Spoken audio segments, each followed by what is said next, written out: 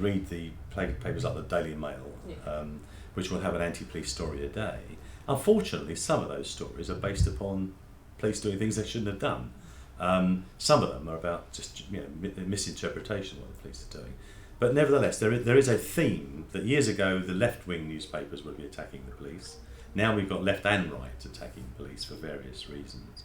So therefore the police have got to engage, there's no doubt about that. But as far as the Federation is concerned, and I've got a lot of time for the Federation, my Federation and BTP were a very, very valuable part of the team. But the National Federation have, and as the Home Sec said at the National Conference, year on year, talked about impending disaster. She had the evidence in front of her, and that's true.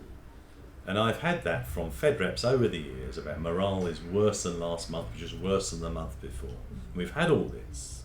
And it doesn't do us any good. If we claim to be professional, we're either a capital P or a small p. If we claim to be professional, we can't go out around acting like trade unionists. We are above this sort of behaviour. Of course the Fed must represent their members. Of course they're going through tough times on pay and pensions and conditions. And of course they should do that. But they should do it with dignity in the same way that I would expect from, say, the Doctors Association or whatever. We are professional people and we should behave properly at all times. And that includes the way we treat the Home Secretary at Federation conferences. We are not into bad manners. We're not into rudeness. This is not the way we behave. This isn't the House of Commons, we're the police. And I don't like to see bad behaviour, I don't like to see bad manners. And we've got to elevate the discussion with evidence-based about what's happening to the public, not just the police. It's not an internal debate, this is about what happens to the public. And we need to have evidence of whether or not the cuts are impacting upon the service that the public get.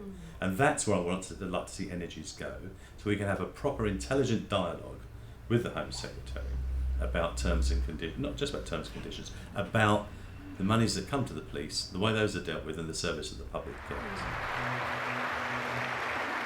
Steve, can I bring you in on this? I mean, there are two facts here that the two of you just seem to be, one of you saying white, the other saying black. Whether crime is up or down, you say it's up, Home Secretary says it's down, and whether neighbourhood policing is under threat, you say it is, she says it's not. And we can't have it both ways, of course. People who are saying if you cut us, crime will go up. Well, that was a very poor argument. Anyone that's studied crime rates over the years, especially nationally and internationally, will know the police have an important part to play, but by no means the most critical. Police can impact upon crime in certain locations and on certain crime types. Overall crime is a much, much more difficult thing.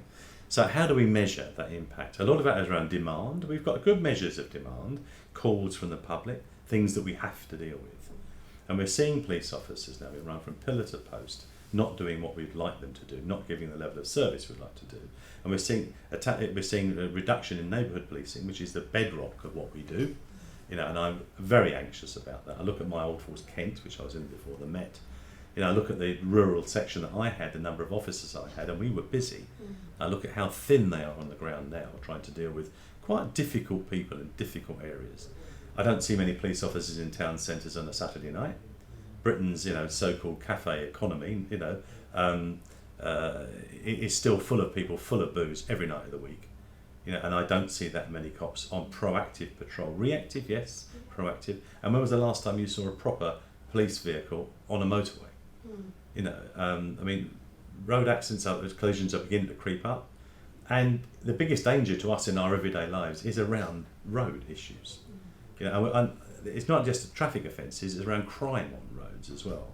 Whether it be theft of plant and machinery, theft of vehicles, or general bad behaviour.